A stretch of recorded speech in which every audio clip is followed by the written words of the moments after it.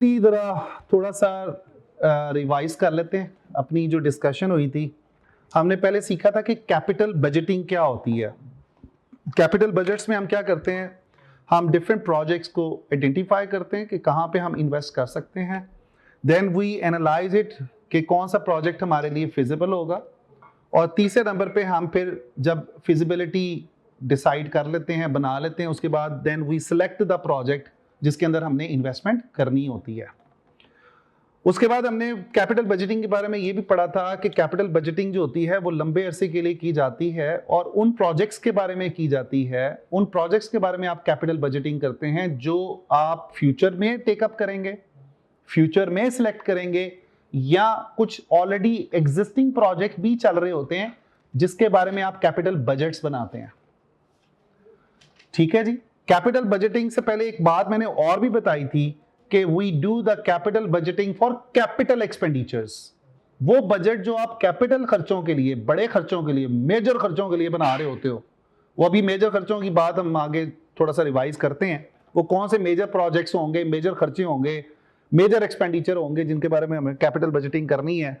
उसमें से एक जो हमारा खर्चा था वो था लॉन्चिंग ऑफ न्यू प्रोडक्ट्स। हम मार्केट में नई प्रोडक्ट लॉन्च करने जा रहे हैं, बहुत बड़ी इन्वेस्टमेंट चाहिए, आपको फैक्ट्री सेटअप करनी पड़ेगी, आपको लोगों को हायर करना पड़ेगा, आपको प्लांट एंड मशीनरी बाय करनी पड़ेगी, आपको क्या कहते हैं एक पूरा इंफ्रास्ट्रक्चर बनाना पड़ेगा। So there is a lot of capital expenditure involve in simply launching the new product in the market. Second type of the capital expenditure, और जिसको हमने इन्वेस्टमेंट का नाम दिया था, दैट वाज अबाउट के acquisition of plant and machinery. को non current asset खरीदना पड़ेगा। ठीक है, जैसे फॉर एग्जांपल एक गवर्नमेंट कहती है अब ये दौर आने वाला है, टाइम आने वाला है उसका स्मोक का। अब गवर्नमेंट ने बहुत सारी फैक्ट्रीज को, बहुत सारे बिजनेसेस को ये कहना है कि भाई आप प्लांट वो लगाएं जो CO2 एमिट ना करे, अदरवाइज आपको फाइन होगा। अब ये गवर्नमेंट के प्रोजेक्ट्स हैं, गवर्नमेंट की वजह से करने पड़ेंगे। ठीक है, अब प्लांट एंड मशीनरी में आपने पैसा लगाना है, आउटफ्लो होगा, बड़ा खर्चा है यार, अरबों रुपए का प्लांट खरीदेंगे आप जो CO2 को एमिट ना करे। CO2 मींस कार्बन डाइऑक्साइड, ठीक है ना, पोल्यूट ना करे एनवायरनमेंट को। तीसरे नंबर पे आप किसी कंपनी के अंदर कंट्रोल लेना चाह रहे हैं, you want to buy the company, you want to take over the company, you want to acquire the business. Samsung plan कर रही है किसको एक्वायर करने की, एप्पल को फॉर एग्जांपल। एप्पल के हाथ माड़े चल रहे हैं आजकल, वैसे ऐवी क्यों करवा रही है वैल्यूएशन वैसे, बाय द वे नहीं वैल्यूएशन है, लेकिन अभी सुनने में आ रहा है ना कि ये बिकने के चांसेस पे हैं। उसकी वजह से एक नई एक प्रोडक्ट के अंदर जो गलत फैसला कर लिया ना उन्होंने चीज का, उसकी वजह से इफेक्ट आएगा। मैंने खैर इतनी मुझे टाइम ही नहीं मिला, मैंने उसको डिटेल में नहीं पढ़ा।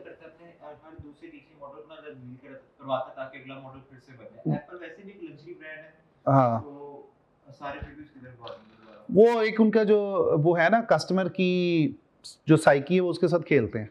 अच्छा जी, एक्विजिशन ऑफ शेयर्स। अब देखें एक कंपनी है, आप उसको टेकअप करने जा रहे हो, उसकी वैल्यू चाहिए, वैल्यू कितनी लगेगी, वो एक प्रोजेक्ट है, वो इन्वेस्टमेंट है बेसिकली। आप इसको बोलते हैं इन्वेस्टमेंट इन लाइक के इन्वेस्टमेंट, इसका एक खास था नाम मुझे ज़हन में नहीं आ रहा, स्टैंडर्ड के मुताबिक हम उसको बोलते हैं। बहरहाल आप कंपनी के अंदर एक्वायर करने जा रहे हैं, एक्विजिशन करने जा रहे हैं, या मर्ज करने जा रहे हैं किसी के साथ, ठीक है, वो भी एक बड़ी इन्वेस्टमेंट चाहिए आपको। उसके बाद है जी आप नई ब्रांच या नई आउटलेट ओपन करने जा रहे हैं एक नए मुल्क के अंदर, वो भी कैपिटल एक्सपेंडिचर होगा, इन्वेस्टमेंट आप करने जा रहे हैं। ठीक है, बिजनेस एक्सपैंड करना ना आपने, तो उसके लिए जरूरत है। उसके बाद हमने बात की थी कैपिटल बजटिंग की स्टेजेस की, कौन कौन सी स्टेजेस होती हैं। पहले नंबर पे हम अपने सामने डिफरेंट इन्वेस्टमेंट अपॉर्चुनिटीज, देखो जब आपकी जेब में पैसा होता है ना तो आपको बहुत सारे ख्यालात आते हैं कि नहीं आते।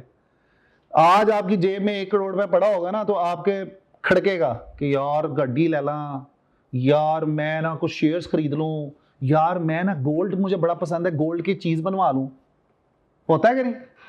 या खवातीन यही सोचती है ना, गोल्ड की, मर्दों पे तो वैसे ही राम है, लो जी गोल्ड की कोई चीज ले लूं, लो जी कोई प्रॉपर्टी में इन्वेस्ट कर लूं। कितने ख्यालात आते हैं कि नहीं आते। अच्छा बहरहाल वो ख्यालात नहीं आते, लेकिन आप कहते हो यार मैं बड़ी कंपनी बनना है, मैंने बहुत बड़ी कंपनी बनना है, एक्सपैंड करना है, ऑब्जेक्टिव आपके सामने है ना, शेयर होल्डर वेल्थ मैक्सिमाइजेशन का ऑब्जेक्टिव पढ़ा था हमने। अब शेयर होल्डर की वेल्थ को कैसे बढ़ाना है उसको सामने रखते हुए आपके सामने डिफरेंट इन्वेस्टमेंट प्रपोजल आते हैं कि यार अगर मैं ये प्रोजेक्ट में पैसा लगा लूं ना, जैसे हम कहते हैं यार रातों रात अगर मैं इस प्रोजेक्ट में पैसा लगा लूं मैं रातों रात अमीर हो जाऊंगा, मेरी वेल्थ बढ़ जाएगी, मैं अमीरों की कैटेगरी में आ जाऊंगा, यार अगर मैं ये काम कर लूं तो मैं बहुत ऊपर चला जाऊंगा। तो कंपनीज के सामने डिफरेंट इन्वेस्टमेंट अपॉर्चुनिटीज आती हैं। आफ्टर दैट सेकेंड स्टेज, हम उन इन्वेस्टमेंट अपॉर्चुनिटीज को क्या करते हैं, स्क्रीन करते हैं। इसको बोलते हैं इनिशियल फिजिबिलिटी। इनिशियल फिजिबिलिटी बनाते हैं, लोगों से पूछते हैं अच्छा यार गोल्ड में क्या चल रहा है आजकल। अब मेरे एक दोस्त ने कहा यार सिल्वर खरीद लो, गोल्ड ना खरीदो सिल्वर खरीदो, 2 लाख रुपए का तुम्हें किलो मिल जाएगा, सिल्वर लेके रख लो। 4 लाख रुपए का, सॉरी 4,000 रुपए तोला है ना, हाँ 1 किलो वो सिल्वर ले लो, ठीक है। अब इनिशियल स्क्रीनिंग कर रहे हैं कि यार ये प्रोजेक्ट अच्छा होगा नहीं होगा, इनिशियल स्क्रीनिंग हो रही है, डिटेल्ड अभी नहीं हम जा रहे। अब फिजिबिलिटी बना ली, फिजिबिलिटी बनाने के बाद लगता है यार अच्छी इन्वेस्टमेंट है, कर लो यार। उसके बाद हम क्या करेंगे, एनालाइज करेंगे, एवेल्युएट करेंगे, फिर उसके बाद इन्वेस्टमेंट को अप्रूव करेंगे, बजट असाइन करेंगे कि यार ये हमारा इस प्रोजेक्ट के लिए इतना खर्चा होगा, प्रोजेक्ट को स्टार्ट कर देंगे। फिर प्रोजेक्ट जब कंप्लीट होगा उसके बाद हम इसको करेंगे पोस्ट, इसको मैंने आपको बताया था, after implementing the project we review the project कि whether we have achieve the objectives और not relating with that project. क्या हमने उस प्रोजेक्ट से रिलेटेड अपने ऑब्जेक्टिव्स, अपने मकासद हासिल कर लिए या नहीं किए। इसको बोलते हैं पोस्ट कंप्लीशन ऑडिट। अब ये एक प्रोजेक्ट गवर्नमेंट ने किया, मेट्रो बना ली या ऑरेंज ट्रेन शुरू कर दी, मेगा प्रोजेक्ट था। कंप्लीट करने के बाद इनकी टीम्स बैठेंगी, वो देखेंगी कि यार ये प्रोजेक्ट सक्सेसफुल था या नहीं था। By the way it was unsuccessful, still it is getting into the losses. लेकिन क्या है, पोस्ट कंप्लीशन ऑडिट हमें ये रिपोर्ट प्रोवाइड कर रहा है कि यार ये प्रोजेक्ट गलत प्रोजेक्ट था, इसमें हमारे ये लूप होल्स है, इसके अंदर ये हमने ओवर स्पेंडिंग की थी, या यहाँ पे ये मसला हुआ था, या यहाँ पे ये इश्यूज हुए थे, ठीक है। अच्छा, मिडिल ईस्ट में चूंकि बहुत सारे प्रोजेक्ट्स चल रहे होते हैं, रियल एस्टेट के बहुत सारे प्रोजेक्ट्स हैं, वहां पे आपको ना प्रोजेक्ट अकाउंटेंट्स की जरूरत होती है। किसकी जरूरत होती है बच्चों? Project accountant. चूंकि वहां पे आपको पता है रियल एस्टेट, मैंने अभी आपको बताया रियल एस्टेट के बहुत सारे प्रोजेक्ट्स हैं, दुबई सऊदी अरब में बहुत सारे ऐसे प्रोजेक्ट्स लग रहे होते हैं, वहां पे प्रोजेक्ट अकाउंटेंट्स यही कर रहे होते हैं कि वो फिजिबिलिटी टेस्टिंग कर रहे होते हैं, वो प्रोजेक्ट्स को कर रहे होते हैं, फिर प्रोजेक्ट के लिए जो चल रहा होता है उसको बजट असाइन करते हैं, ठीक है। बहुत सारी जॉब्स आपको मिडिल ईस्ट में इस लेवल की नजर आ रही होंगी कि आपको ये इन स्टेप्स का पता होना चाहिए, कैपिटल बजटिंग का और फिर फिजिबिलिटी का, इसका जो है प्रोजेक्ट को लेके कैसे चला जाता है, प्रोजेक्ट को कंप्लीट कैसे किया जाता है ऑन टाइम। अब प्रोजेक्ट जितना लेट होता है ना, आपको पता होना चाहिए कि जितना लेट प्रोजेक्ट डिलीवर होगा ना उसकी कॉस्ट ज्यादा आ जाएगी। समझ आ रही? तो आपने टाइमली डिलीवर भी करना है जो प्रॉमिस किया हुआ है। आपने एक फॉर एग्जांपल बिल्डिंग बनानी थी कमर्शियल, आपने कहा था कि यार 2 साल के ये इन्वेस्टमेंट प्लान है, 2 साल में हम ये बिल्डिंग कंप्लीट करके हम आपको अपार्टमेंट आपका दे देंगे। अब वो डिलीवर नहीं होगा, इसको बोलते हैं डिलीवरेबल्स। क्या बोलते हैं बच्चों? डिलीवरेबल्स। डिलीवरेबल्स का मतलब है कि आपने डिलीवर क्या किया, आपने जो प्रॉमिस किया था इन्वेस्टमेंट से रिलेटेड, क्या आपने उसको डिलीवर किया या नहीं किया। आप कहीं पे भी किसी भी प्रोजेक्ट में पैसा जब लगाते हैं ना, तो आप उनसे पहले ये पूछते हैं कि भाई अपने डिलीवरेबल्स बताएं कि what you have delivered actually. वो कंपनी जिसने ज्यादा डिलीवर किया होगा, ज्यादा प्रोजेक्ट्स को सक्सेसफुली लॉन्च किया होगा, कंप्लीट किया होगा, टाइमली कंप्लीट किया होगा, उन्होंने विद इन बजट रह के कंप्लीट किया होगा, तो वो सक्सेस फैक्टर होगा उनका, ठीक है। चलें जी आगे। उसके बाद हमने बात की थी कुछ इन्वेस्टमेंट अप्रेजल की, जो ये स्टेप नंबर था ना हमारा थर्ड। हमारी डिस्कशन इसके इर्द गिर्द घूम रही है बच्चों। किसके इर्द गिर्द घूम रही है? ये तीसरे स्टेप के इर्द गिर्द घूम रही है। जरा ध्यान से समझना है।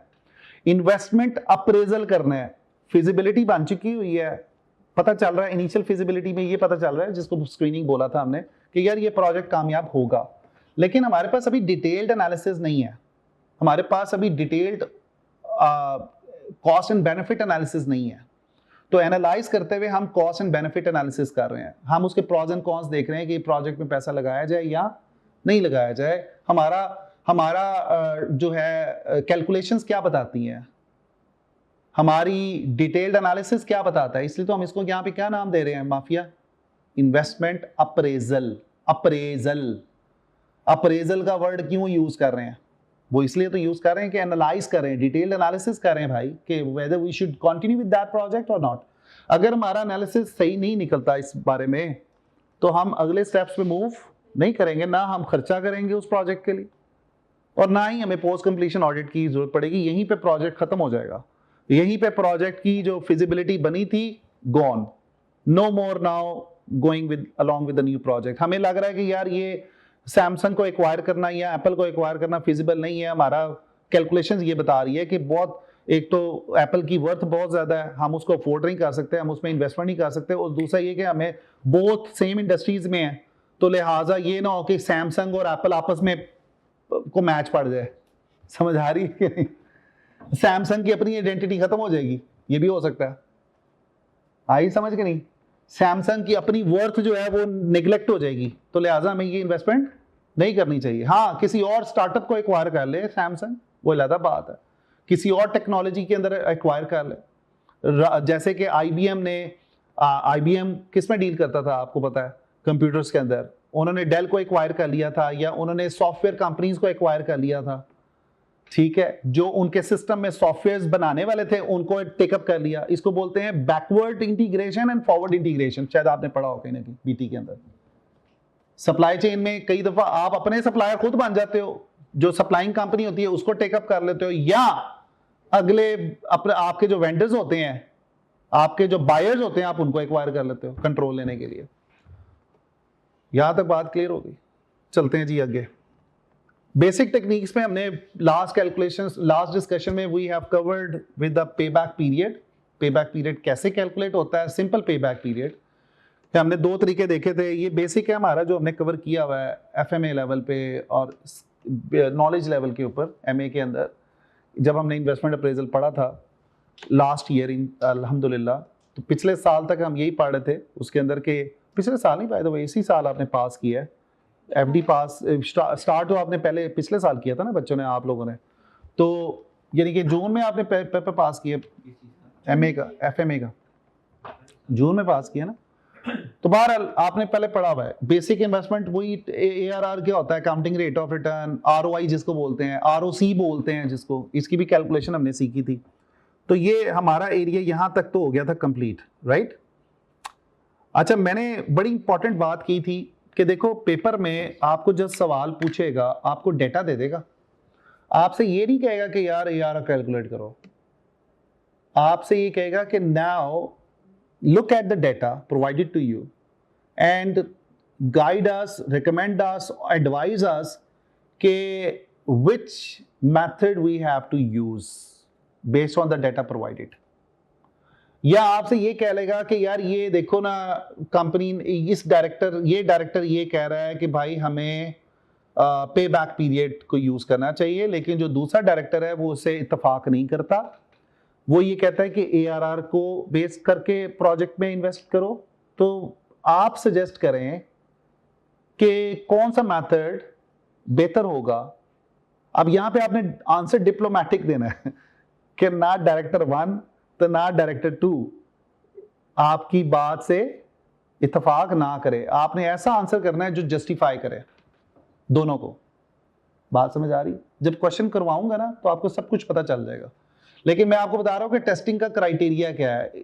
एफएम के अंदर टेस्टिंग एप्लीकेशन है बेस्ड, नॉलेज बेस्ड नहीं है, एप्लीकेशन है। स्किल्स का पेपर एप्लीकेशन बेस्ड पेपर है। कोई भी टैक्स का पेपर उठा लो, ऑडिट का पेपर उठा लो, रिपोर्टिंग का पेपर, वो आपको बता देता है, समझा देता है, कॉन्सेप्ट कहता है यार ला के दिखाओ, करके दिखाओ, अप्लाई करके दिखाओ भाई, ये एप्लीकेशन है। अब हमने प्रोज एंड कॉन्स को याद रखते हैं, हर मेथड के प्रोज एंड कॉन्स बहुत इंपॉर्टेंट है कि हम किस बेस पे कहेंगे कि ये करो और किस बेस पे कहेंगे कि ये ना करो, ठीक है, ये याद करने वाली टिप है।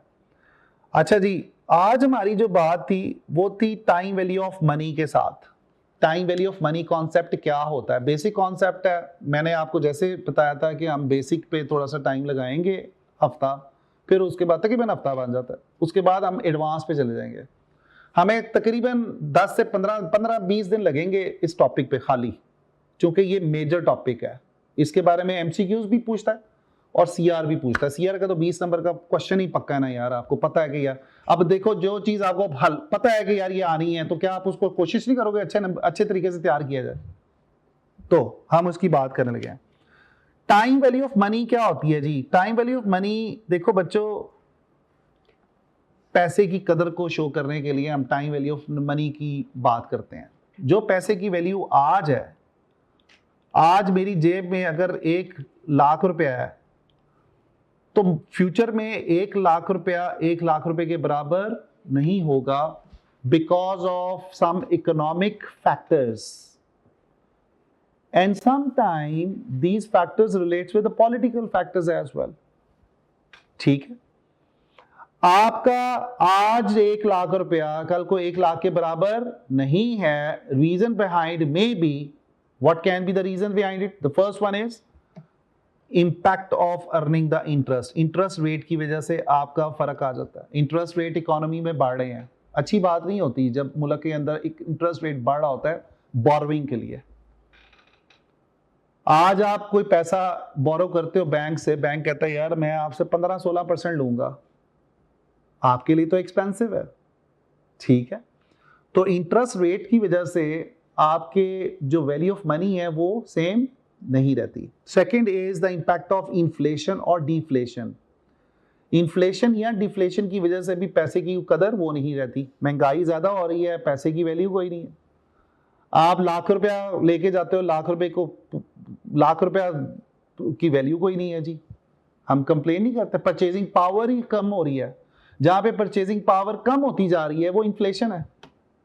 डिफ्लेशन इसके उल्टा है। इन्फ्लेशन में प्राइसेस बढ़ती हैं, अफोर्डेबिलिटी कम होती है, डिफ्लेशन में प्राइसेस कम हो जाती हैं, डिफ्लेशन है। तो इन्फ्लेशन और deflation is one of the reason behind the value of the money is not the same. Third reason is risk. देखो, जिस इन्वेस्टमेंट में ज्यादा रिस्क होगा, आप चाहोगे कि मुझे रिटर्न भी ज्यादा मिले। एक बड़ी आम सी बात है, देखो मैं अगर किसी प्रोजेक्ट में पैसा लगाने जा रहा हूं और वो एक रिस्की प्रोजेक्ट है, तो एज अ इन्वेस्टर मैं ये नहीं चाहूंगा कि यार मुझे ज्यादा रिटर्न दिया जाए। मैं रिस्क ले रहा हूं आपके बिजनेस में। मैं एक कंपनी है, लिस्टेड कंपनी नहीं है, ठीक है, अनलिस्टेड है, मैं उसमें पैसा लगाता हूं, क्या मैं रिस्क नहीं ले रहा? मैं रिस्क ले रहा हूं। तो मैं रिटर्न भी डिमांड ज्यादा करूंगा। Higher the risk, higher the return would be that I have to offer to my investors. तो लिहाजा रिस्क की वजह से भी आपका जो रिटर्न आपने ऑफर करना होता है फ्यूचर के अंदर, वो ज्यादा रिटर्न ऑफर करना होता है। आप उनको कम रिटर्न ऑफर नहीं करेंगे। एक बैंक के पास आप जाते हो कर्जा लेने के लिए, बैंक कहता है यार मैं आपको कर्जा क्यों दूं, मैं तो रिस्क ले रहा हूं। हाँ, मैं आपको कर्जा उस सूरत में दे सकता हूं कि आप मुझे ज्यादा रेट ऑफ इंटरेस्ट पे करें, क्योंकि मुझे आपका रिस्क है डिफॉल्ट ना कर जाओ, आप भाग ना जाओ। समझ आ रही बात? तो इन्वेस्टर्स, जो आज के इन्वेस्टर्स है ना, वो टाइम वैल्यू ऑफ मनी को इसलिए भी देखते हैं, वो कहते हैं कि यार मैं उस प्रोजेक्ट में पैसा तो नहीं लगाने जा रहा जो रिस्कियर है। अगर वो रिस्कियर प्रोजेक्ट है but I need higher compensation with taking that risk. Fourth factor is postponing the consumption. कई दफा हम टाइम वैल्यू ऑफ मनी की वजह से अपने प्रोजेक्ट्स को पोस्टपोन कर देते हैं। हम कहते हैं यार हमें फ्यूचर में फायदा ही नहीं है इसका, हमें तो रिटर्न मिलेगा ही नहीं इतना। अगर आपको रिटर्न अच्छा ऑफर हो रहा होगा फ्यूचर के अंदर, जो आज मिल रहा है, आज से ज्यादा मिलेगा तो फिर तो हम कर लेंगे।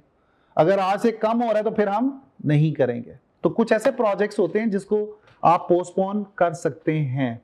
उन प्रोजेक्ट्स को जिनको आप पोस्टपोन कर सकते हैं उसकी टाइम वैल्यू ऑफ मनी को हमें देखने की जरूरत नहीं है। जिनको आप पोस्टपोन नहीं कर सकते उनको आपको time value of money factor को देखना पड़ता है। नेक्स्ट है जी हमारे पास, चूंकि हम टाइम वैल्यू ऑफ मनी की बात करें तो हमारे इस डिस्कशन में कॉन्सेप्ट आ जाता है प्रेजेंट वैल्यू का और फ्यूचर वैल्यू का। ये दोनों एक दूसरे के ऑपोजिट हैं। प्रेजेंट वैल्यू और फ्यूचर वैल्यू को अगर हम टाइम लाइन पे शो करें तो आज की जो डेट है जिसको हम ईयर 0 बोलते हैं, आज जो भी वैल्यू होगी उसको हम नाम देंगे प्रेजेंट वैल्यू का। और वो वैल्यू, वो some that you will be getting into the future, for example that is 5 years, वो कैश फ्लो जो आपको 5 सालों बाद मिलेंगे, जो वैल्यू जो आपको 5 सालों बाद मिलेगी, वो क्या कहलाएगी? Future value. आज की डेट में जो वैल्यू है प्रेजेंट, फ्यूचर की जो डेट में पैसे आएंगे, चूंकि आप टाइम वैल्यू ऑफ मनी की बात करें, एक प्रोजेक्ट करने जा रहे हैं, आपने आज पैसा लगाया प्रोजेक्ट में लाख रुपया, आपको यही लाख रुपया कल को 5 सालों बाद 10 लाख रुपया मिल जाएगा। सो दैट 10 लाख रुपया is future value. The 1 million that you have invested today, which is the present value, which is called as the value of today.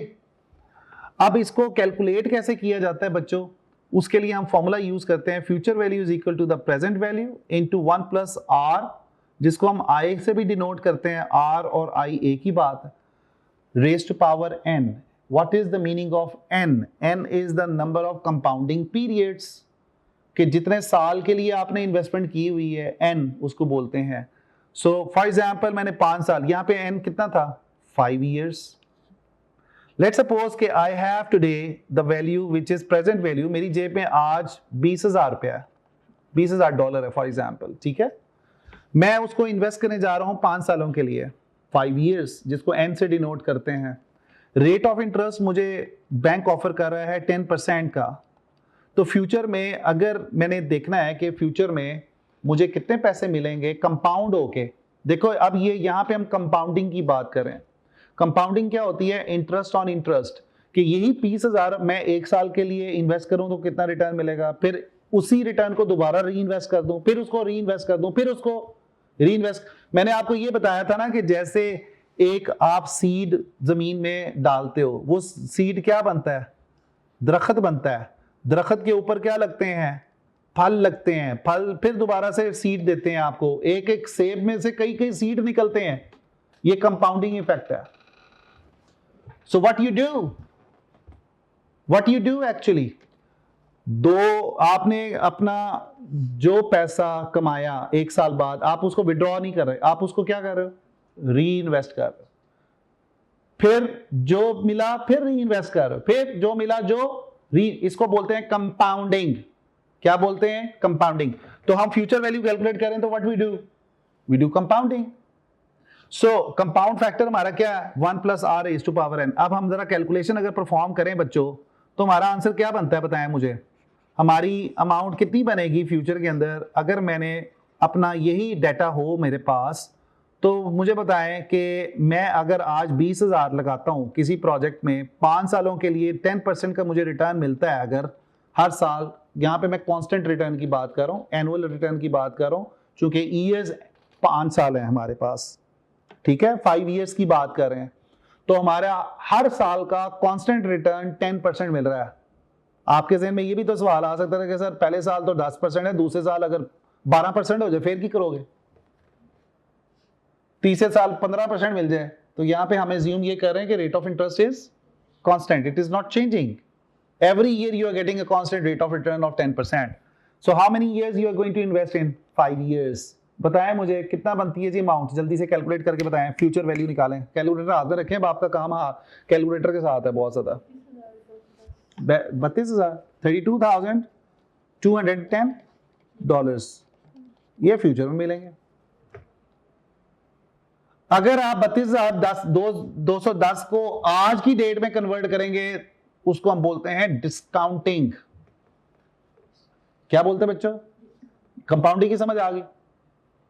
Compounding क्या होता है भाई? फ्यूचर वैल्यू के लिए हमें कंपाउंडिंग यूज करनी पड़ती है, और कंपाउंडिंग में क्या करते हैं? री इन्वेस्टमेंट की assumption चल रही होती है कि whatever you will earn together with the interest, you will reinvest it for the next year, then you will reinvest it for the next year, for the next year, for the next, up to the 5 years आप reinvestment करते रहे हैं, ठीक है। Next है जी हमारे सामने discounting. Discounting क्या होती है? कि जहां पे आप फ्यूचर वैल्यू को आज की डेट में देख रहे हैं कि आज उसकी वैल्यू क्या बनती है टुडे टर्म्स में, तो उसके लिए हमें डिस्काउंटिंग करनी पड़ती है, which is the opposite of compounding. जैसे अगर मैं कहता हूं, मैं बैंक के मैनेजर के पास जाता हूं, मैं कहता हूं sir I want to have future value I need some money in the future. For example, I need around $8 lakh, ठीक है, because of the wedding of my daughter, because she will be getting married at this age after 5 years, for example. तो 5 साल बाद मुझे 8 लाख रुपए की जरूरत पड़ने वाली है, मुझे 8 लाख रुपए चाहिए। 8 लाख रुपए मुझे जो चाहिए 5 सालों बाद चाहिए, 5 years के बाद चाहिए, एन मेरा क्या हुआ 5 years। अब मैं बैंक मैनेजर से पूछता हूं, सर मुझे 8 लाख चाहिए, मुझे बताओ कि आज मैं आपके पास कितने पैसे डिपॉजिट करवाऊं कि मुझे 8 लाख रुपए मिल जाए। Now I am asking about present value.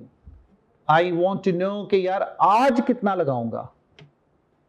तो अब यहां पे हमारा ये जो रेट ऑफ इंटरेस्ट है, for example that is 12% rate of interest, वो कहता है सर ठीक है आज मैं आपको कैलकुलेट करके बताऊंगा, लेकिन आज का ना डिपॉजिट का रेट 12% चल रहा है, हम आज 12% ऑफर कर रहे हैं और यही रेट आपका 5 सालों के लिए भी 12% ही चलेगा। ठीक है बच्चों, मेरी बात समझ आ रही है कि नहीं? बैंक के मैनेजर कहता है हम आपको 12% पे, ठीक है आपका पैसे डिपॉजिट कर, मैं आपको बताता हूँ 12% हम रेट ऑफ रिटर्न ऑफर कर रहे हैं, आपको 8 लाख रुपए चाहिए, हम आपको 8 लाख रुपए दे देंगे, टेंशन ना लें। अब प्रेजेंट वैल्यू कैलकुलेट करनी है तो हम ऑपोजिट कॉन्सेप्ट ऑपोजिट यूज करेंगे। फ्यूचर वैल्यू का हमने फॉर्मूला पढ़ा था, future value is equal to the present value into 1 + i raised to power n। अब जब हम इसको प्रेजेंट वैल्यू को करेंगे तो हम इसको उल्टा ले जाएंगे, दूसरी साइड पे लेके जाएंगे, तो ये 1 + r जो है ना, इसके साथ हम पावर लेंगे -n की, या हम इसको ऐसे भी लिख सकते हैं f over future value over 1 +, इसको ऊपर लेके जाते हैं आपको पता है, तो माइनस में आ जाती है पावर। तो ये जो फैक्टर है ना, इसको हम क्या नाम देते हैं, डिस्काउंट फैक्टर। और फ्यूचर वैल्यू प्रेजेंट वैल्यू निकालने के लिए हमें डिस्काउंटिंग करनी पड़ रही है। क्या करनी पड़ रही है? डिस्काउंटिंग। तो बच्चों बताओ जरा मुझे प्रेजेंट वैल्यू कितनी बनती है, आज कितने पैसे डालूंगा तो मुझे मिलेंगे 8 लाख, निकालें जल्दी से। 4 यही बनता है 4 5 3 9 4 1। खुजैमा भाई ये बताएं जरा मुझे, आज अगर हम इतने पैसे जमा कराएं आज की डेट में, today we invest this one, so how much we get 8 lakh. ठीक है जी, समझ आ गई जी बात? तो कॉन्सेप्ट क्लियर हुआ, future value present value opposite है दोनों के। अभी हम एनओटी परपेचुटी की बात में नहीं जा रहे, अभी हम सिर्फ इसको बेसिक चीज को इस्तेमाल करेंगे। एक कॉन्सेप्ट जो आगे चल रहा है वो है हमारा एनपीवी, नेट प्रेजेंट वैल्यू। अच्छा मजे की बात है, हमारी पूरी डिस्कशन ही आईआरआर एनपीवी पे है, थोड़ी सी डिस्कशन आईआरआर पे आएगी, ज्यादा एनपीवी की आएगी। अभी मैं आपको दिखाता हूं कैसे। ठीक है, चाहे बेसिक इन्वेस्टमेंट अप्रेजल का सवाल अव्वल तो पूछता नहीं है, अगर पूछ लिया है या एडवांस का पूछ लिया तो एनपीवी आपसे जरूर कैलकुलेट करवाता है, क्योंकि यूनिवर्सली एक्सेप्टेबल टेक्निक है। पूरी दुनिया में जितने भी फाइनेंस के प्रोफेशनल्स हैं ना, वो इसके ऊपर कहते हैं कि this is the best one, NPV is the best one जी। क्यों? उसकी एक बहुत सारी वजूहात हैं, आगे बात करेंगे। एनपीवी में हम क्या करते हैं कि we calculate the present value of cash inflows and the present value of cash outflows. हम एक प्रोजेक्ट की देखते हैं कि प्रोजेक्ट करने की वजह से मुझे फ्यूचर में इनफ्लोज क्या होंगे और मुझे फ्यूचर में आउटफ्लोज क्या होंगे, और उसकी आज प्रेजेंट वैल्यू क्या बनती है। एनपीवी का मतलब क्या हुआ? Net present value. इसको हम ये कहते हैं it is the sum of two things, present value of inflows and the present value of outflows. अब यहां पे वर्ड आ रहा है प्रेजेंट वैल्यू का, प्रेजेंट वैल्यू की बेस अभी आपने सीखी है। Present value refers to discounting, present value refers to Khuzaima discounting. यार हम डिस्काउंटिंग सीख रहे हैं, डिस्काउंटिंग कर रहे हैं हम, टाइम वैल्यू ऑफ मनी को बेस करते हुए। ये जो प्रेजेंट वैल्यू फ्यूचर वैल्यू का concept he time value of money से रिलेट कर रहा है ना, क्या नहीं? तो हम ये कह रहे हैं कि प्रेजेंट वैल्यू की बेस पे आज हमें क्या फायदा या नुकसान हो सकता है अगर हम प्रोजेक्ट में पैसा लगाएं. In other words, the NPV is a technique relating with cost benefits. Cost and benefit analysis कर रहे हो कि प्रेजेंट वैल्यू आउटफ्लोज कॉस्ट है, present value of inflows benefits है. ये एक ऐसी मैयर है जो आपको एब्सोल्यूट अमाउंट में, आपको डॉलर में बताती है कि यार अगर आप पैसा प्रोजेक्ट में लगाओगे तो इतनी अमाउंट का फायदा होगा. ये एनपीवी बता रही है कितनी अमाउंट से मुझे फायदा होगा. अब जरा 1 मिनट के लिए सोचें. शेयर होल्डर वेल्थ मैक्सिमाइजेशन की बात करते हैं. शेयर होल्डर कहते हैं भाई हमें बताओ कितने में पैसे में हमें फायदा मिलेगा. कैश बेसिस पे, प्रॉफिट की बेस पे ना बताओ, प्रॉफिट मैनिपुलेट किया जा सकता है. हमें कैश बेसिस पे बताओ. तो यहां पे हम प्रेजेंट वैल्यू जब कैलकुलेट कर रहे हैं, we are talking about the cash flows rather than the profits. And we are telling our investors कि यार ये प्रोजेक्ट में पैसा लगाओगे इतने से 20 लाख में बचेगा, 50,000 बच सकता है, लाख बच सकता है, 10 लाख बच सकता है, इतने का फायदा होगा. इसे एक चीज हमने फायदा, इस एक चीज से हमें यह पता चला कि देखो कोई भी प्रोजेक्ट में ऐसा पैसा ना लगाना जिसमें आपको पता ही ना हो, आपको रिटर्न्स बेशुमार गिनवाए जाएंगे. अब देखो जी आरओआई 15% है, लगाओ पैसा. लो जी ये प्रोजेक्ट में आप उसे को यार मुझे एब्सोल्यूट अमाउंट में बताओ. एब्सोल्यूट मैयर है, ये अमाउंट में बताई जा रही है. अमाउंट में बताओ मुझे, अमाउंट में कितने का फायदा होगा. मुझे ये ना बताओ कि यार कितने परसेंट से फायदा होगा. मुझे ये बताओ कि कितनी अमाउंट में मुझे फायदा होगा. मैंने पैसा लगाया, मुझे बताओ लाख रुपए लगाऊंगा तो मुझे कितने का फायदा हुआ है, मैंने कमाया क्या. तो एनपीवी में दो चीजों को हम कंपेयर कर रहे हैं. कौन सी? इन्वेस्टमेंट कॉस्ट क्या लगेगी और बेनिफिट्स क्या होंगे इन टर्म्स ऑफ इनफ्लोज. आपको पता है कोई भी नॉन करंट एसेट में जब आप इन्वेस्टमेंट करते हो, नॉन करंट एसेट क्या करता है, आपको इकोनॉमिक बेनिफिट्स नहीं देता. आप एक प्रोजेक्ट में पैसा लगा रहे हो, आप एक बिल्डिंग में, मेगा प्रोजेक्ट है आपका बिल्डिंग का, आप उसमें पैसा लगा रहे हो. Would you not be concerned about कि यार फ्यूचर में मुझे रेंटल इनकम कितनी आएगी? होगा कि नहीं होगा? मेरे पास एक इन्वेस्टमेंट अपॉर्चुनिटी आई, कहता है जी 60 लाख रुपए लगाए. मैंने कहा अच्छा 60 लाख लगाऊंगा, मुझे रेंटल कितना दोगे? आई एम कंसर्न्ड अबाउट यार मेरी जेब में कितना पैसा आ रहा है. जी 35,000 रुपये आएगा. मैंने कहा ठीक है, अच्छा फायदा है, 35,000 रुपये आएगा, ठीक है. मैं अगर अच्छा 35,000 आएगा, अगर मैं यही पैसा बैंक में रखवा दूं तो मुझे कितने का फायदा होगा? पता चलता है जी 50,000 रुपये का फायदा होगा. ठीक है, अब वो रिस्क को रिटर्न को छोड़ के, रिटर्न को अगर हम अपने सामने रखें, रिस्क को छोड़ के, तो भाई हम कहेंगे ना यार मेरी जेब में रेंट कितने का आ रहा है, मुझे जेब में बैंक इस्लामिक प्रॉफिट देता है 60,000 रुपया, उतना तो नहीं देता, अब तो बहुत माड़े हालात हैं, उससे कम ही बन रहा था. वो डिपेंड ये भी करता ना कि इन्वेस्टर है कौन सा. साढ़े वर्ग का इन्वेस्टर जॉबियन होएगा तो रिस्क टेकर होएगा या नहीं होएगा? नहीं होएगा. सारी जिंदगी एक बंदे ने जॉब की है, रिस्क कभी लिया ही नहीं. यही तो बात हो रही थी अभी थोड़ी देर पहले. ठीक है, हम जब सीएफए में पढ़ाते हैं ना लोगों को इन्वेस्टमेंट्स के बारे में, तो हम ये बता रहे होते हैं यार बंदा रिटायर्ड एज क्या है जी, कौन सी एज ब्रैकेट में है. हम पहले उसकी बंदे की ना एज के मुताबिक बताते हैं कि यार तू ये कर सकता है, तू ये कर सकता है. एक बच्चा है, उसने अभी नई नई नौकरी शुरू की, हम कहते हैं यार अभी से पेंशन में ना कंट्रीब्यूट करना शुरू करो, यार अभी से ये करो, तुम्हारा ना 10 साल बाद घर बन जाएगा यार. ठीक है ना. ये अब रिटायर्ड बंदा उन्होंने तुसी सजेस्ट करोगे, उसको वही करोगे ना. अब वो सेफ प्ले करना है, उसने रिस्क तो नहीं ले सकते. जैसे अभी खुजामा ने बात की है, वो रिस्क लेने की पोजीशन में नहीं है. मेरे वाले साहब रिटायर हुए ना, उनको पैसे मिले गवर्नमेंट की तरफ से जो इकट्ठे हुए थे, प्रोविडेंट फंड बोलते हैं ना उसको, वो मिला. तो अब सारी जिंदगी नौकरी की थी. मैंने कहा पापा पैसों का क्या करेंगे? कहते मैं गवर्नमेंट के सर्टिफिकेट खरीद लूंगा. अब वो क्या था, वो सारी जिंदगी नौकरी की थी, सोच हमारी गुलामा ना हो जाती है ना फिर.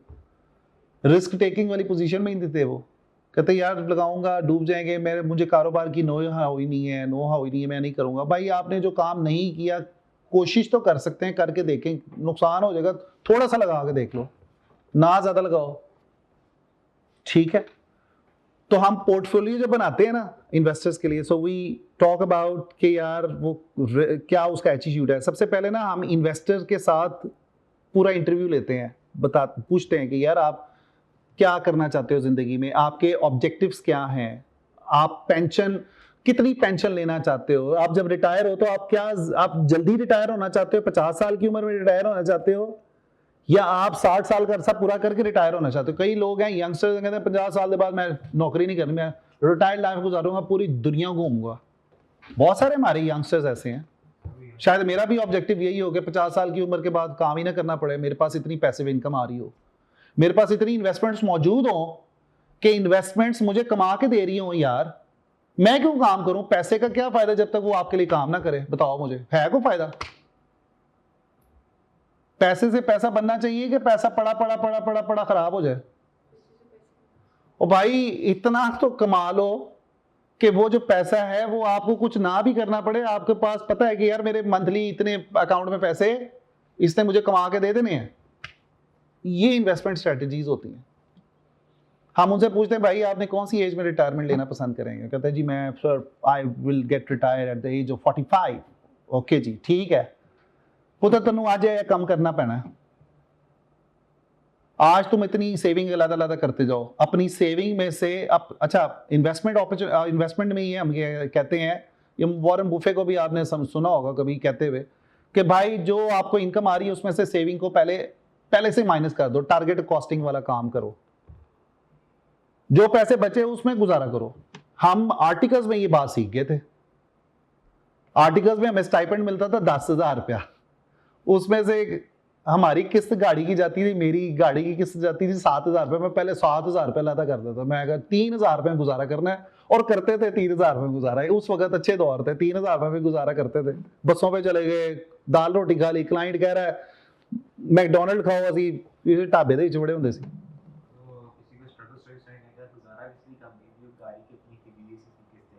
किस्त देनी है, अब किस्त देनी होती थी लग पता जाता था, वो अल्लाह ताला ने करते करते करते करते एसेट बना दिया, एक एसेट बना दिया, उसको बेच के एक और एसेट ले लिया।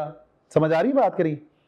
तो ये चीज इन्वेस्टमेंट्स में आ जाती है। अब हम बात कर रहे थे कि यार एक प्रोजेक्ट है वो मुझे फायदा पैसों में कितना दे रहा है, उसको एब्सोल्यूट बोल रहे हैं।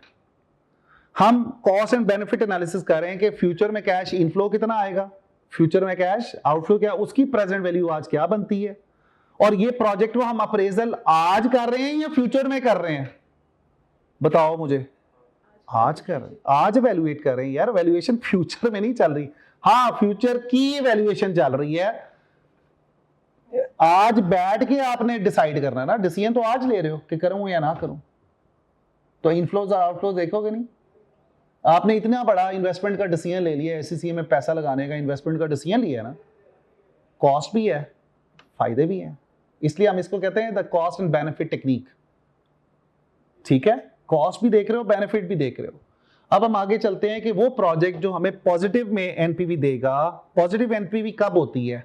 जहां पे present value of inflows present value of outflows से ज्यादा हो जाए। इनफ्लो ज्यादा है प्रेजेंट वैल्यू ऑफ आउटफ्लो से, तो you will be getting the positive NPV. और जहां पे ये ऑपोजिट हो जाएगा तो हम उस प्रोजेक्ट को क्या करेंगे? रिजेक्ट कर देंगे। ये हमने क्राइटेरिया पढ़ा हुआ है।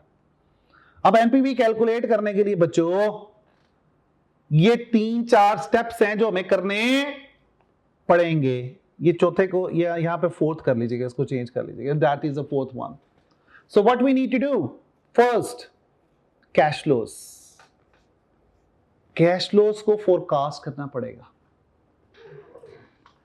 जब मैं कैश फ्लो का वर्ड यूज करूंगा तो इससे मुराद इनफ्लोज भी हो सकती है और इससे मुराद receipts of cash, inflows, payments of cash, outflows. Simple is that. बस ये 10 मिनट तक और बंद करवा यार। इसको बंद कैसे हो सकता है? फैसल भाई, सर जी किसी को बुला के ना इसको बंद करवा दें प्लीज। 10 मिनट और, 10 मिनट। नहीं, आज वो जरा फंसा हुआ है यार, आज वो कैफ की भी क्लासेस। फर्स्ट ऑफ ऑल हम कैश फ्लोज को क्या करेंगे, फोरकास्ट करेंगे। अच्छा, यहाँ पे दो तरह के कैश फ्लोज बहुत इंपॉर्टेंट है। आपने कैश फ्लो स्टेटमेंट पढ़ी होगी once upon a time in the paper FA, financial accounting में कैश फ्लो स्टेटमेंट बनाना सीखी थी? पेपर में नहीं है, बनानी तो सीखी हुई है ना। 3 तरह की एक्टिविटीज होती है बिजनेस में, ऑपरेटिंग, इन्वेस्टिंग, फाइनेंसिंग। हम यहाँ पे ऑलरेडी डिसाइड ये कर रहे हैं, हम बात कर रहे हैं इन्वेस्टिंग की, हम बात करेंगे ऑपरेटिंग की, ठीक है। फाइनेंसिंग की बात नहीं करेंगे। उसकी वजह ये है कि फाइनेंसिंग की जो एक्टिविटीज हैं उसको कैटर करने के लिए हमारे पास एक कॉस्ट ऑफ कैपिटल का फॉर्मूला आएगा आगे वैक का, हम उसमें कैलकुलेट कर रहे होंगे।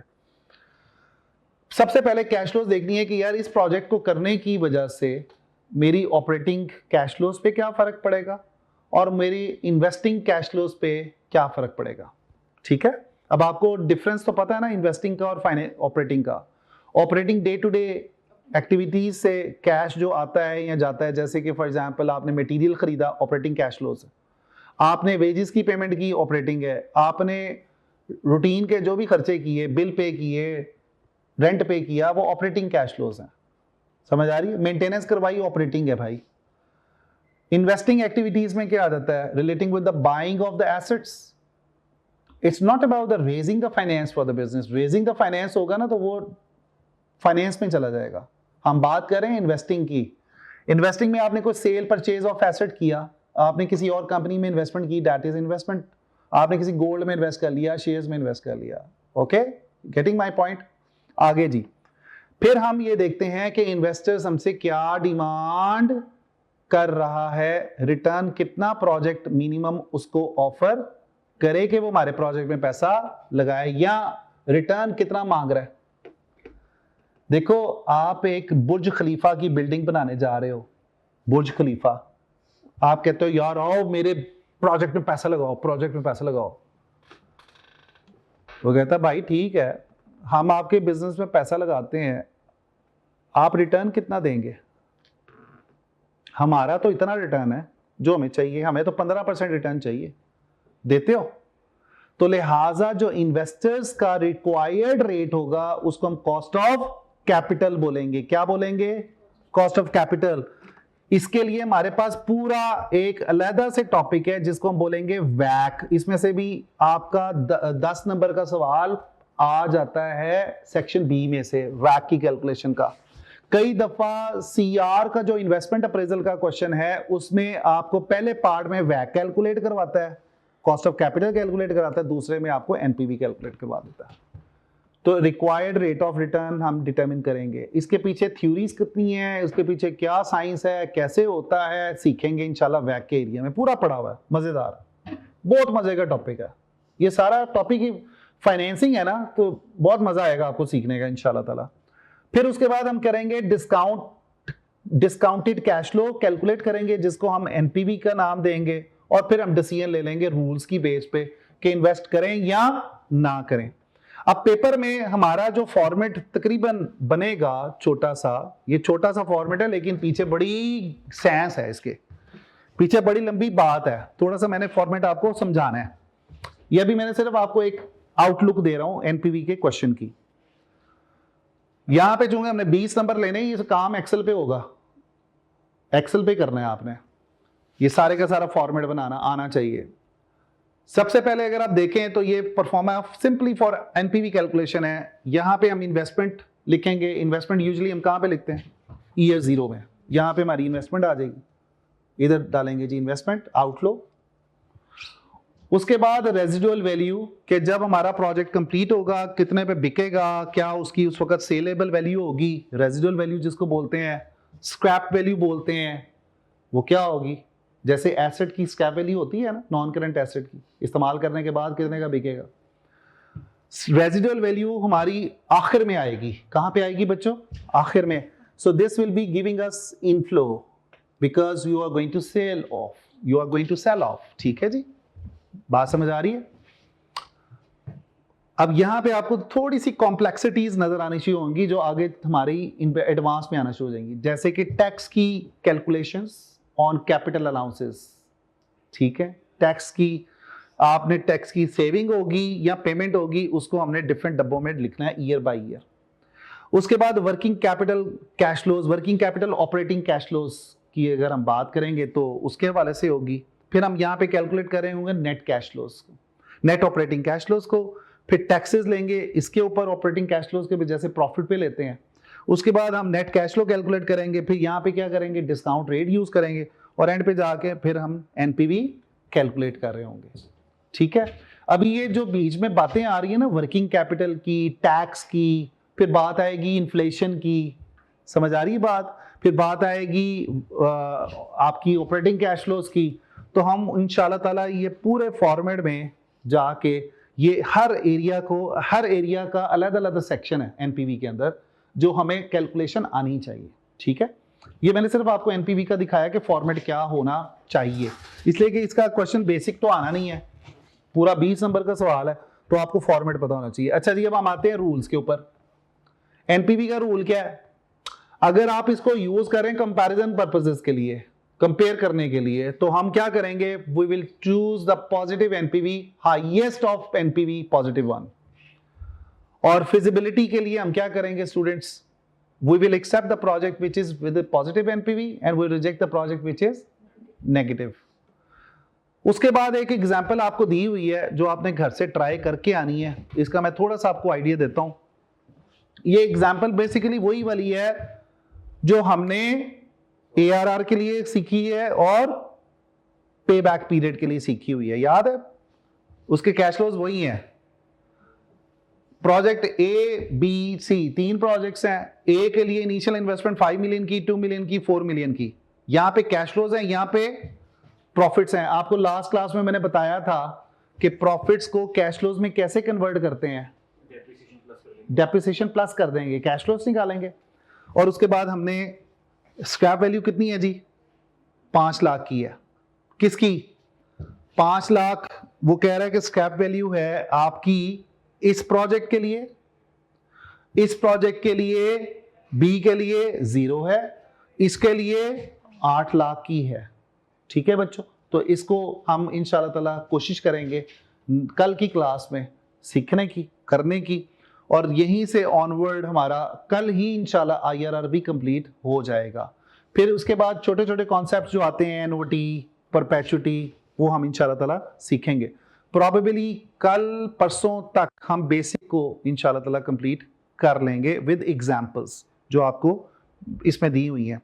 अच्छा, जरा अपनी एग्जांपल्स जरा देखिएगा, उसमें से कुछ आप एग्जांपल्स उसकी कर सकते हैं, फ्यूचर वैल्यू, प्रेजेंट वैल्यू की।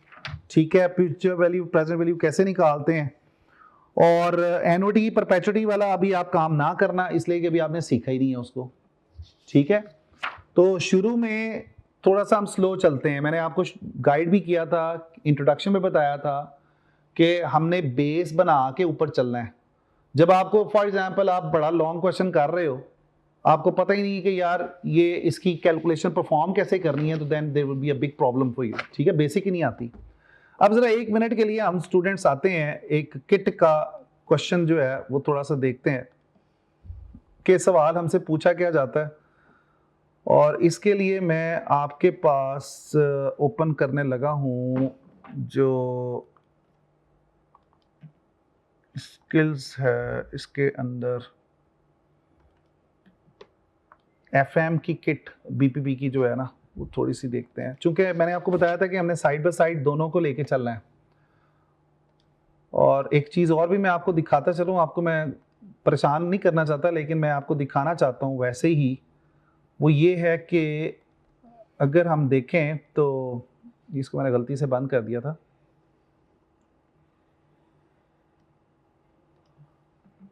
आप ये लिस्ट देख रहे हैं क्वेश्चंस की,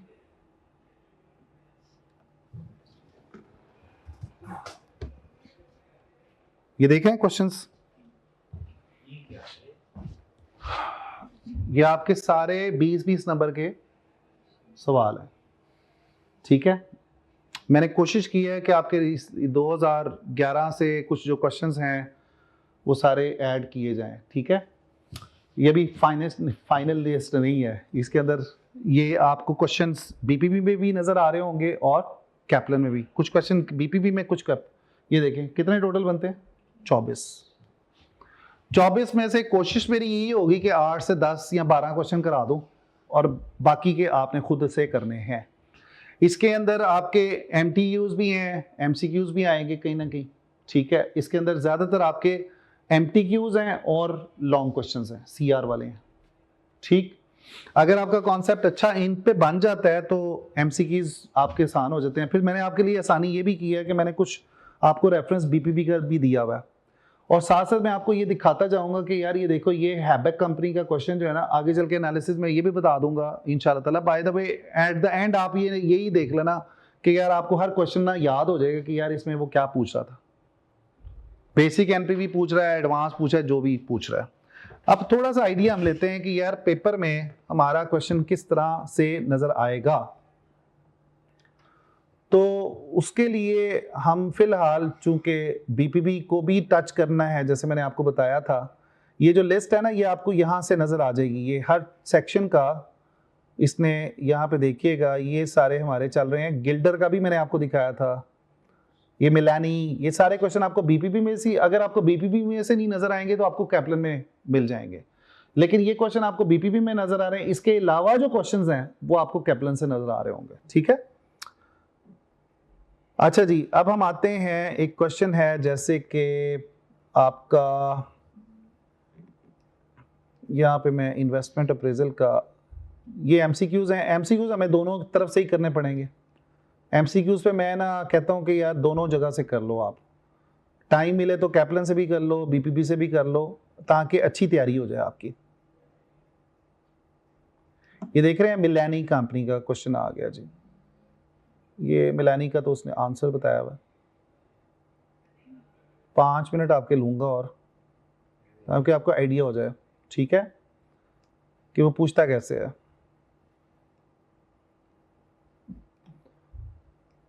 क्वेश्चन आपको बड़े बड़े नजर आएंगे, ये मैं आपको पहले बता दूं, डरना नहीं है। बड़े बड़े नजर आएंगे कि यार पता नहीं कितना लंबा क्वेश्चन दिया हुआ है, वो होए मार गए लुट गए, वो वाला काम नहीं है। बात ये है कि उसमें से चीज क्या पूछ रहा है आपसे, कैलकुलेट करवाना। दैट इज अगर आपको कॉन्सेप्ट आता है then you can try this easily. यार किधर गया लॉन्ग, ये है, एक मिनट है, इसके यहीं से ना नीचे से BPB का way of giving questions is different.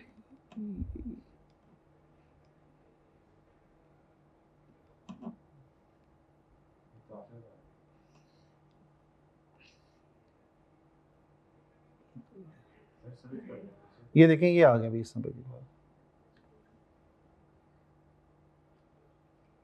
ये वर्किंग कैपिटल के हैं, ये इन्वेस्टमेंट अप्रेजल है। अच्छा, आपको किट उसने भेजी है, कोई आसिम ने शेयर की है? ठीक है, अभी मैं आपको कुछ काम देने लगा हूं, आपसे शेयर करवा देता हूं आज।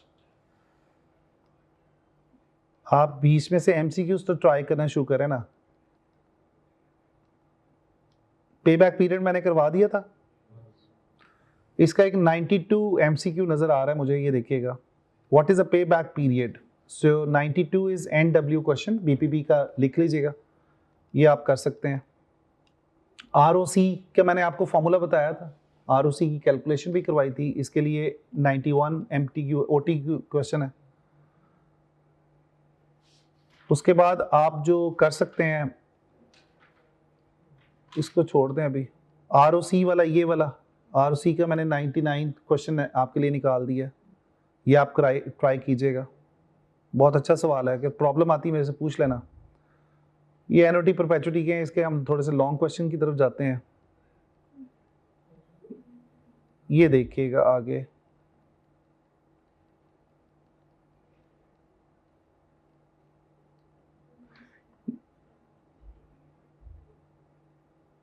एक क्वेश्चन था वो मैंने आपके लिए ढूंढा था।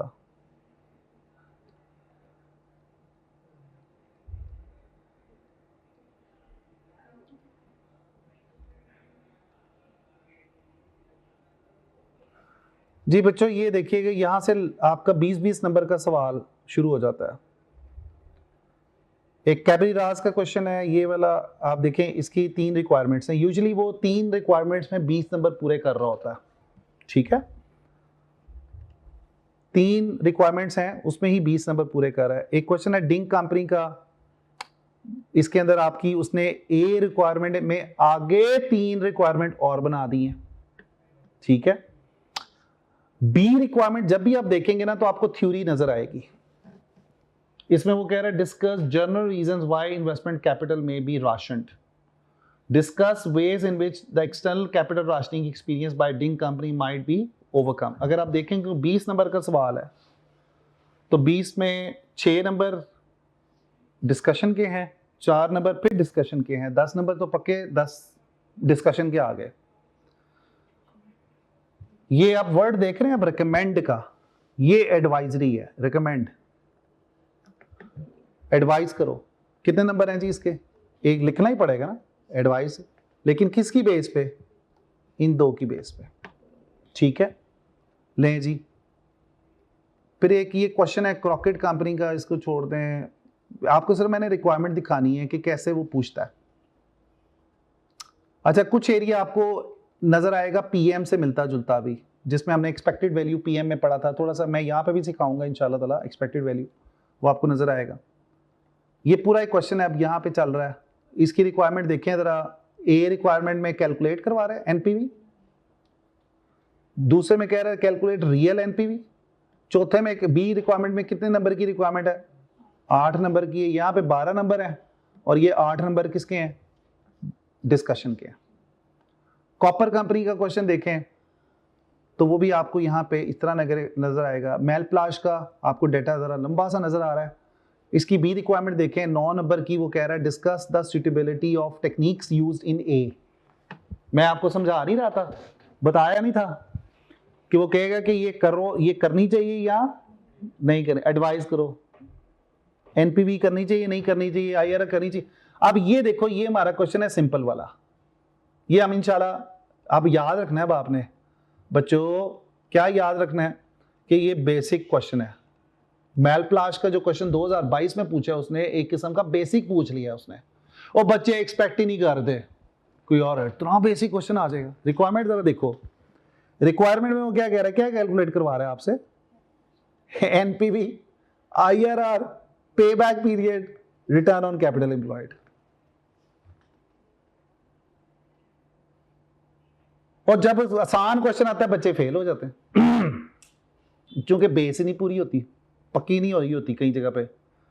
खुश तो बहुत हो जाते हैं हम भी खुश होते थे, ओए इतना आसान, इतना आसान। जब आसान क्वेश्चन आ जाता है उसमें हमें जरा आंसर भी आइडियली अच्छा 100% परफेक्शन पे खेलना पड़ता है। फिर आई समझ के नहीं? तो ये एक क्वेश्चन हमने नोट कर लिया कि ये हमने करना है जब हमारा एनपीवी, आईआरआर और ये जो बेसिक टेक्निक्स है, आरओसी तो हो चुका हुआ है, पे बैक पीरियड भी हो चुका हुआ है, तो हम इसके ऊपर आ जाएंगे। ठीक है, ये नजर आ गया हमें, एक क्वेश्चन ढूंढ लिया हमने। उसके बाद अगला क्वेश्चन देखते हैं जी, हॉकर का, ठीक है, वो देखेंगे इंशाल्लाह। ठीक है जी, इंशाल्लाह होती है मुलाकात फिर, ना ख्याल रखिएगा कल पे।